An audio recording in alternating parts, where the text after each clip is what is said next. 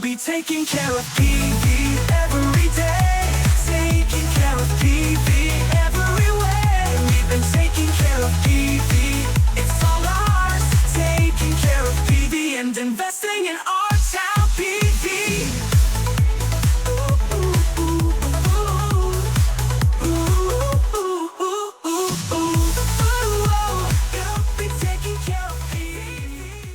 Welcome Prescott Valley and welcome to PV in Focus. We're here giving you an inside look at how our town gets things done every day. We're so glad you've joined us. Today I'm joined in the studio by Prescott Valley Neighborhood Services Code Compliance Specialist Brent Bowen. Morning. To talk about one of the things we are most proud of, and that is the Neighborhood Toolbox, among other things we're going to be talking about. So Brent, welcome to the show. Thank you. Good morning. Well, I'm going to be asking some questions. I want to probe you on neighborhood services and learn more about this toolbox. So, Sure. First, how long have you been with the town, Brent? You bet. And what do you do? What is a neighborhood Kind of a services daily? specialist? Yeah. You bet. So I've been with the town, let's see, in August it'll be 3 years. Okay. In August it'll be 3 years there. And so as a code specialist, our basic premise here is to serve the public and make sure that our town, we want to try to keep our town beautiful. Excellent. And we're a part of just a small cog of that. And neighborhood services is pretty new, right? So you had started with the town before we had built or created neighborhood services, and so kind of what's the focus of neighborhood services? Right. So we were in development services before, and they we have a whole new division. So within neighborhood services, we have code compliance, we have animal control, Nice. and then some of our, it is new, but a lot of our housing is going to be in the future within that department. Excellent. So it's kind of all things like how to help to support our neighborhoods, make sure we have a healthy, dynamic, thriving, community to live in. Absolutely. Yeah, we're really proud of the work that we're attempting to do and really keep the neighborhoods up and work with the residents to keep it a great place to live. Awesome. Well, tell us a little bit about, what are some of the typical things that you have to deal with in neighborhood services from a code perspective? Oh, sure. There's a bunch. But generally, we field calls, whether it's a call or an email from the public, Okay. or just ourselves out in the field. And so we're looking out there for, the main things are just items, we call it open storage, so it's going to be just items out in a yard. It can be, various items. So that's Certainly- you're out driving around looking sometimes for things, or you mentioned calls. So residents will call in and say, hey, you might want to go look at a particular area of the community. Right. It could either be a danger situation where maybe a trailer is backed out, a motorhome is in the front yard, but it's blocking everybody's view trying to get out of their driveways. Mm-hmm. So that's kind of a safety issue. So on those, we try to get right out and get that corrected right away. Or then it also can be items in the front yard, weeds. Weeds are obviously a big item. Some residents may not have a lot of tools to really try to combat that. So as you are driving around and noticing certain things and giving notice to a resident like, hey, your weed's getting a little tall. Sure.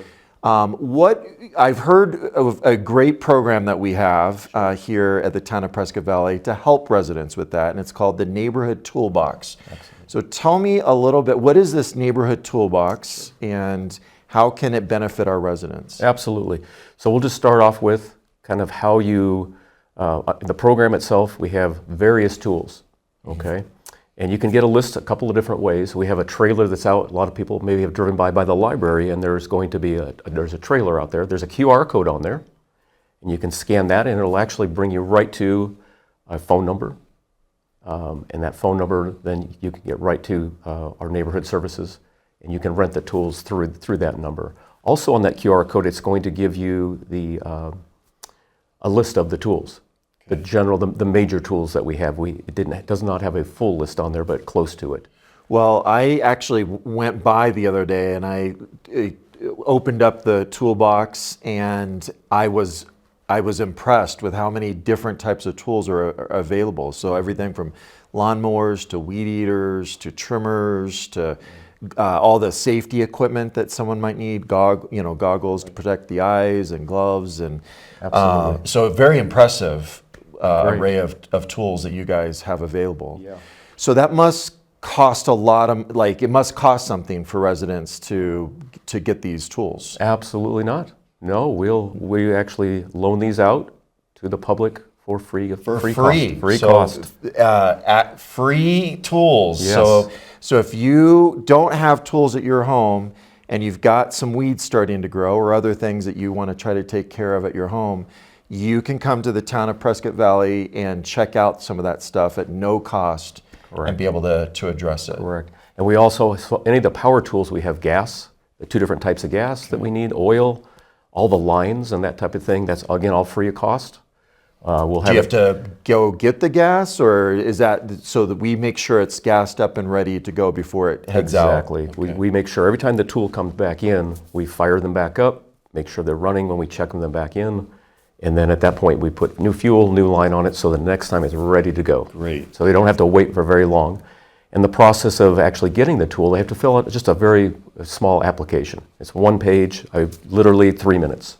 And we usually just take a copy of their, photocopy their ID. Okay. And then all of that is shredded at the end. So we want to make sure everybody So feels once safe it comes that way. back and it's all in order, then you destroy whatever. Correct. Okay. Correct. Excellent. And one thing I will mention on the one tool, we have it's called a brush hog. And so it's kind of a cross between a lawnmower and a weed whacker. But this thing will go over everything. And it really takes out larger brush.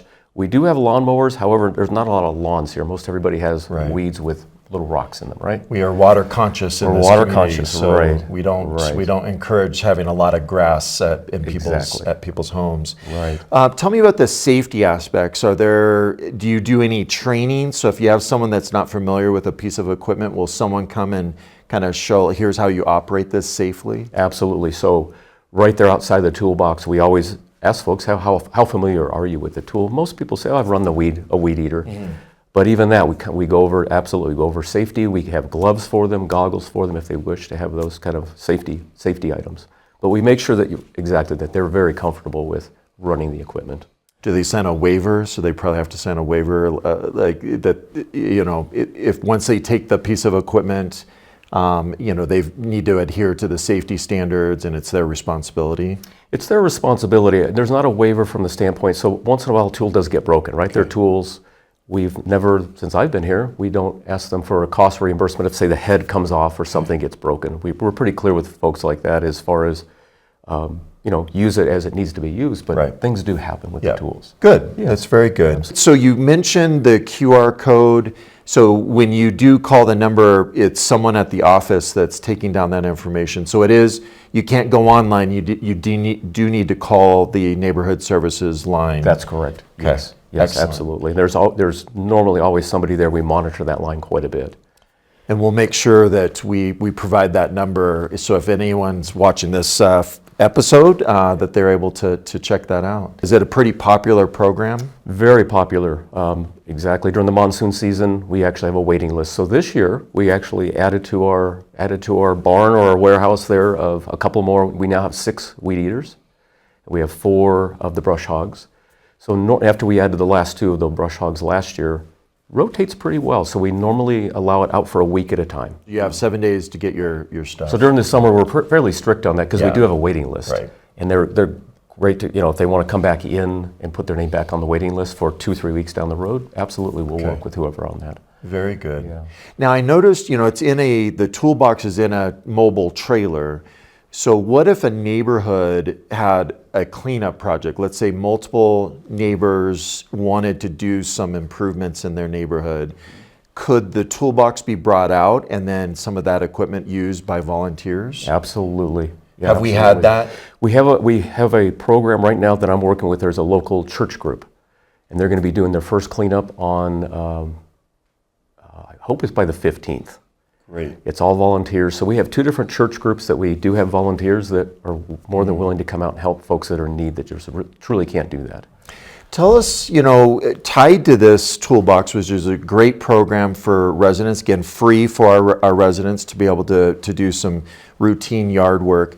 But we also right now have a voucher program going on, so that if you've, like most of us, we collect a lot of things over the year and realize we don't need it, or it's broke or whatever, and it's sometimes difficult to shove it into those green containers for the weekly haul off. Right. So sometimes you need to do a run to the transfer station or to the dump. So tell us a little bit about this voucher program that we currently have going on. Sure, absolutely. It's really been a big success. So we're not doing our annual town cleanup. Those that have been here for a very long time remember this town cleanup. But I think this program is going to be much more of a success because you can do it on your own time frame. Yeah. So basically what it is we have a program where you get a voucher, same number, they can call the same number that we'll provide later, and get this voucher, and it gives them a 2-week span. So you do choose like a 2-week span to come in and use that voucher. We have 2 different dumps. We have the one that's over there on Lake Valley, the waste management dump, and then there's the second one out on the 169 out there, the Gray Wolf. So 2 options, and it's around your schedule, which is a great thing because, yes, traditionally there was just one day, usually just a half a day, where you had to load up, whatever vehicle you had with as much stuff and then wait in a long line, whether it was out by the wastewater treatment plant, or last year we did it at the actual transfer station. But this year gives absolute flexibility to our residents where they can come in, get a free voucher, and then be able to offload their stuff around their schedule. They get to pick their schedule. They get to pick their schedule. Let me just clarify. On the dump that's out in Gray Wolf, they do it on weekends only. On weekends, okay. Saturdays only, and there's certain set Saturdays. Okay. When you call in for a voucher, they'll give you the actual calendar that you actually choose more of a date on that one for the weekend. But it's more than one Saturday where we were absolutely. just picking, so they do have options, which is a nice thing. And it goes through June 15th, so today's date through June 15th at this point. And so we use it as a tool when we come out. We've really been a lot more proactive, stopping and talking to folks about dead trees and weeds and just stuff, versus we don't just send out a notification, we try to talk to them. So that voucher's been great to say, hey, here's the second part of it. We're willing to pay for the $50 load to take it over to the dump. And it's really been great. So you even can, as you're out talking with people, be able to say, hey, we've got a voucher program if you want to, not have any expense of taking some of this material to the transfer station. Yes. Excellent. Yeah, excellent. It's been perfect. What are there any other programs and services that, code compliance and neighborhood services provides to our residents? We've got the voucher, we've got the toolbox.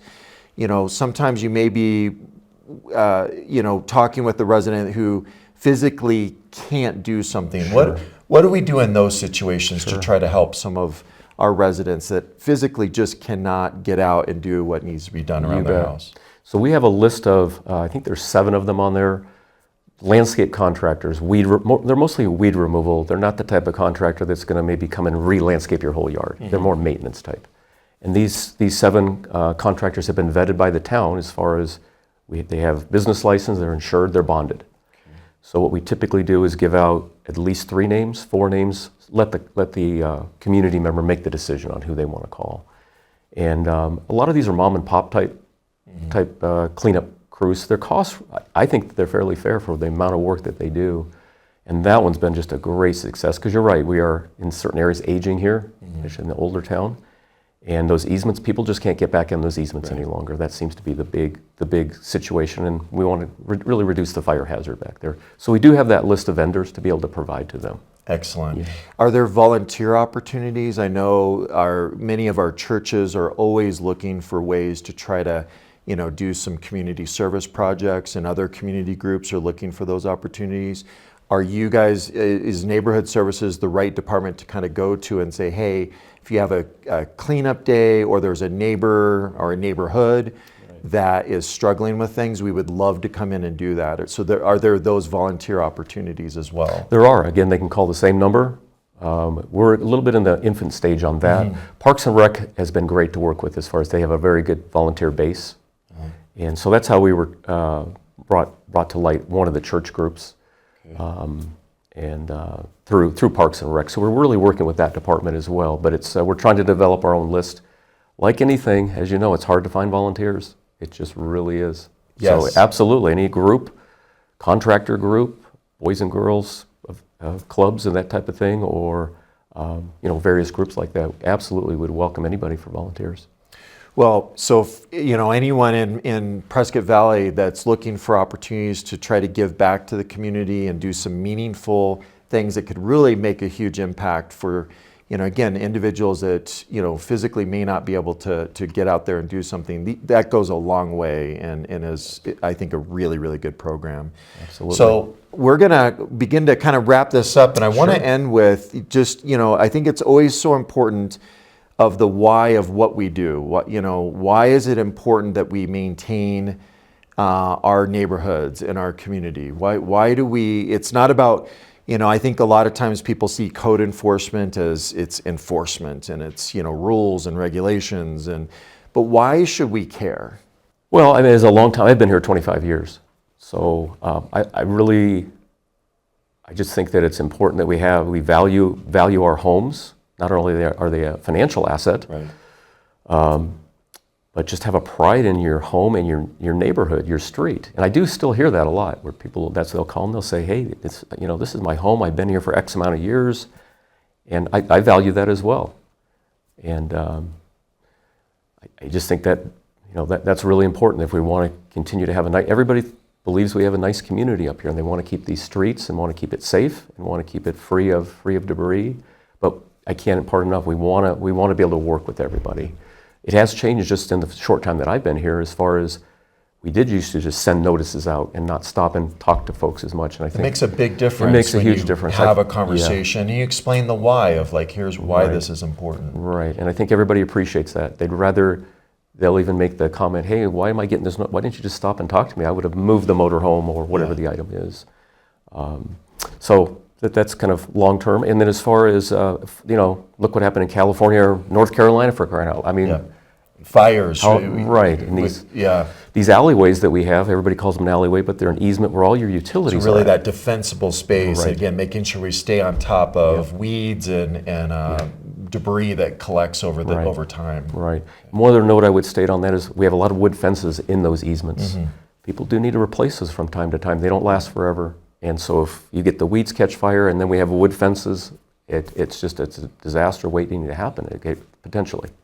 Well, Brent, thank you so much. It thanks has for your been time. awesome having you on our video cast today and learning a little bit more about neighborhood services, the Neighborhood Services Toolbox, and just the approach that you guys take at really trying to connect with the community and explaining the importance of why we want to maintain Prescott Valley. Because you're right, it is a beautiful, amazing community, and we want to make sure that everyone that lives here is proud to live here. They're that we maintain our property values, and that it's just a wonderful, clean, healthy place to live. So thank you for all the work that you do and the rest of your team does to really serve the community. So thank you. Absolutely. Well, that's all about the time we have for this episode, and we really appreciate you joining us and want to remind you that you can also find this as a podcast wherever you listen to your favorite shows.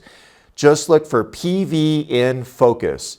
You can also find a link in the description for this video. If you've enjoyed it or learned a thing or two, which I certainly have, feel free to share it with your friends or other residents, so they can join in the conversation and be in the know as well. We will be doing these a couple times a month with new episodes released on the first and third Wednesdays of the month. Until next time, be well, and we'll be taking care of PV. Thank you. We'll be taking care of PV.